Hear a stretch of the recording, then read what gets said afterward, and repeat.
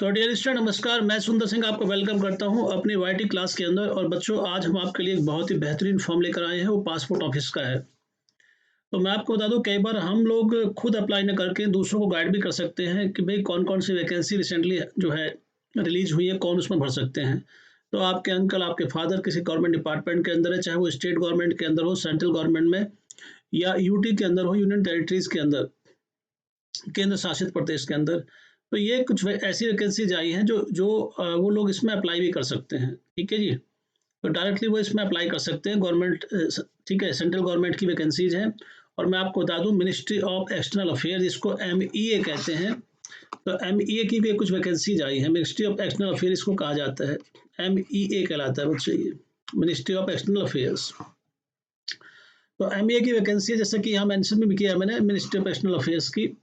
और बच्चों ध्यान रखिए, बड़ी इंपॉर्टेंट वैकेंसीज हैं ये। और इसके अंदर क्या है, बहुत फ़ायदा है एक प्रकार से। अगर कोई अप्लाई करता है, या आपका कोई रिलेटिव या आपको कोई जानकार, आपके फादर वगैरह या आपके एल्डर ब्रदर वगैरह, तो सबको बहुत फ़ायदा है। इसकी मेन मेन बातें मैं आपको बता दूं। स्टार्टिंग में जो वैकेंसी की बात की गई है, पासपोर्ट ऑफिस के अंदर है। पासपोर्ट ऑफिस की वैकेंसीज हैं, बेंगलोर के अंदर है, चेन्नई में और गाजियाबाद में। तो इसके आसपास के लोग फिलअप कर सकते हैं, जो बहुत दूर नहीं जाना चाहते। ठीक है जी। लेवल 12 की जॉब है। इसमें पे स्केल बहुत हाई होता है बेटे, 78, देखिए 800 से लेकर के और 2,92,000 तक। तो बहुत ही हैवी वैकेंसीज हैं। और इसमें होल्डिंग एनालॉग पोस्ट होनी चाहिए। एनालॉग पोस्ट का मतलब है आप किसी ऐसे डिपार्टमेंट में काम कर रहे हो जहां आपकी जो है, जो आपकी जो रैंक है वो लगभग समान होनी चाहिए। इस रैंक, इस पोजीशन के, जिस पोजीशन के लिए आप इस समय पासपोर्ट ऑफिस में अप्लाई कर रहे हैं। ठीक है जी। दूसरा, आपकी जो जॉब है वो रेगुलर बेसिस की होनी चाहिए। ये भी हमें थोड़ा ध्यान देने वाली बात है इसके अंदर। तो रेगुलर बेसिस की जॉब होना भी बहुत ज़रूरी है, ये थोड़ा सा ध्यान देने वाली बात होगी। उसके अलावा 5 इयर्स जो है, इसमें आपको बताइए 5 इयर्स जो सर्विस का एक्सपीरियंस होना चाहिए। ठीक है, ये अनिवार्य बात है, इसको भूलना नहीं है। ठीक है जी। तो ये बातें अनिवार्य होती हैं। इसके अलावा मेन मेन बातें मैं आपको समझा रहा हूँ कि बैचलर डिग्री जो है from a recognised university of institute, तो बैचलर डिग्री कम से कम BA BCom BSc होना अनिवार्य है। ये इसकी शैक्षिक योग्यता है। मैं फिर कह रहा हूँ, उसमें ये बड़े लोगों के लिए है, ये स्टूडेंट्स के लिए नहीं है। आपके ब्रदर्स, ठीक है, आपके एल्डर ब्रदर हैं, कोई एल्डर सिस्टर हैं, आपके फादर हैं, वो भी इसमें अप्लाई कर सकते हैं। बस शर्त है वो किसी स्टेट गवर्नमेंट के एम्प्लॉय हो, राज्य सरकार के, केंद्र सरकार के, या केंद्र शासित प्रदेश के जो है, तो वो इसमें अप्लाई कर सकते हैं। केवल ध्यान रखिए, तो खासकर उन बच्चों के लिए नहीं है जो उनकी एज जो है बहुत कम है, क्योंकि इसमें एज बहुत अच्छी मांगी गई है, मैं आपको बताऊंगा अभी। तो ये तो बात आ गई जी। देखिए, 10 इयर्स एक्सपीरियंस पासपोर्ट, ये तो पासपोर्ट डिपार्टमेंट के अंदर कहीं काम कर रहे हो, काउंसलर या इमिग्रेशन डिपार्टमेंट में हो, एडमिनिस्ट्रेशन में हो, फाइनेंस, अकाउंट, विजिलेंस पर, कहीं भी डिपार्टमेंट, लेकिन गवर्नमेंट होना चाहिए, चाहे वो राज्य सरकार का चाहे केंद्र सरकार का है। डिप्टी पासपोर्ट ऑफिसर हमारी सेकंड जो वैकेंसी इसमें है, इसमें दिया है कोचीन के अंदर, दिल्ली, गुवाहाटी, जयपुर, ठीक है, कोचीवाड़े, लखनऊ, कोलकाता, मुंबई, मदुराई, नागपुर, नागपुर जो है, पुणे और रांची और विशाखापट्टनम। ये कुछ वैकेंसीज के यहाँ पर जो क्षेत्र हैं, या आप कह लीजिए कुछ ये सिटीज हैं जहाँ पर डिप्टी पासपोर्ट ऑफिसर की जो वैकेंसी है। बड़ी पोस्ट है, फिर बता रहा हूँ। यहाँ लेवल 11 की है, 67,700 से लेकर के 2,87,000 तक का वेतनमान है, सैलरी है इसमें। ओके, बात वही है, एनालॉग पोस्ट होनी चाहिए। एनालॉग पोस्ट का मतलब है इक्वल। जैसे मान लीजिए यहाँ पर अगर किसी जो है ब्रांच मैनेजर की पोस्ट निकली है, तो वहाँ पर जिस डिपार्टमेंट में काम करो, ब्रांच मैनेजर की पोस्ट पे होने चाहिए। अगर यहाँ वैकेंसी है SO की, सेक्शन ऑफिसर की, तो वहाँ पर सेक्शन ऑफिसर की पोस्ट पे होने चाहिए। इन्हें कहते हैं एनालॉग पोस्ट, इक्वल पोस्ट, समान पद वाले। तो ठीक है जी। तो ये मैंने एग्जाम्पल के तौर पर आपको SO वाली बात कही है, तो ये थोड़ा सा ध्यान देने वाली बात है। अपार्ट फ्रॉम दिस, अगर हम बात करते हैं यहाँ पर इसके क्वालिफिकेशन क्या है, तो क्वालिफिकेशन वही है जो पहले वाले की थी। इसमें भी डिग्री मांगी गई है, बैचलर डिग्री जो है, और रिकॉग्नाइज्ड यूनिवर्सिटी से 7 ईयर्स एक्सपीरियंस, उसमें 10 साल का था, इसमें 5-7 साल का है।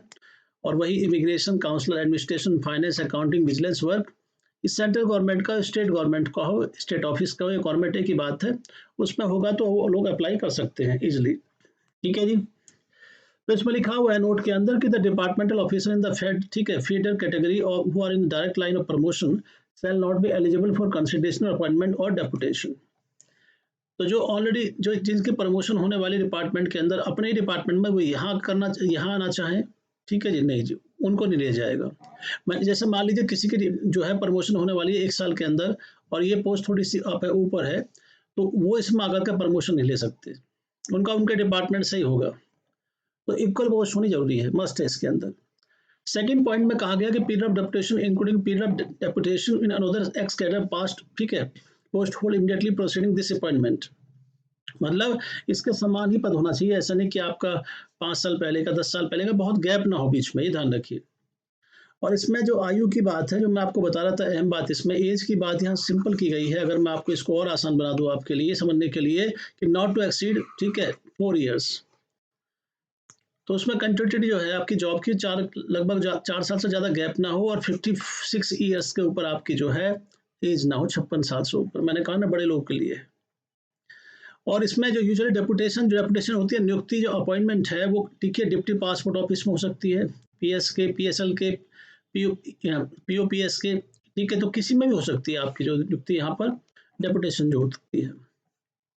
इसके अलावा इसमें एक और स्कोप दिया गया कि जो जितनी मिनिस्ट्रीज है, डिपार्टमेंट है, उनके अंदर भी पोस्टिंग हो सकती है, तो ये ध्यान रखिए, ऐसा नहीं कि एक ही ऑफिस में होगा, लेकिन पासपोर्ट ऑफिस जो है इसमें दिए हुए हैं खासकर, तो ये टारगेट किया गया पासपोर्ट ऑफिस के लिए, राइट जी। और इसमें मैं आपको बताऊं, देखिए थोड़ा सा फॉर्मेट दिया कि किस प्रकार से, और मैं आपको बता दूं ये डायरेक्ट रिक्रूटमेंट है, ये सीधी भर्ती है, ऐसा नहीं कि कोई आपने इसमें परीक्षा देनी है। बायोडाटा आपको दिया हुआ है यहाँ पर, बायोडाटा आप पूरा भरिए, नेम, डेजिग्नेशन, जैसा हम बायोडाटा भरते हैं अपना रिज्यूम बनाते हैं उसी प्रकार से, डेट ऑफ बर्थ, ठीक है, कब आपने एंट्री की इसके अंदर डिपार्टमेंट के अंदर जिसमें आप इस समय वर्तमान समय के अंदर कार्यरत हैं, ठीक है जी, ये सारी बातें अब स्टेप बाय स्टेप मेंशन करते जाइए, तो बहुत अच्छा रहेगा। क्वालिफिकेशन क्या, एक्सपीरियंस क्या है, ठीक है, एसेंशियल, डिजायरेबल, सब चीज़ें क्या है वो आप मेंशन करते जाएंगे, तो कहीं ना कहीं बहुत अच्छा लेवल तैयार हो जाता है इसमें आपका। ओके, तो ये ध्यान रखिए।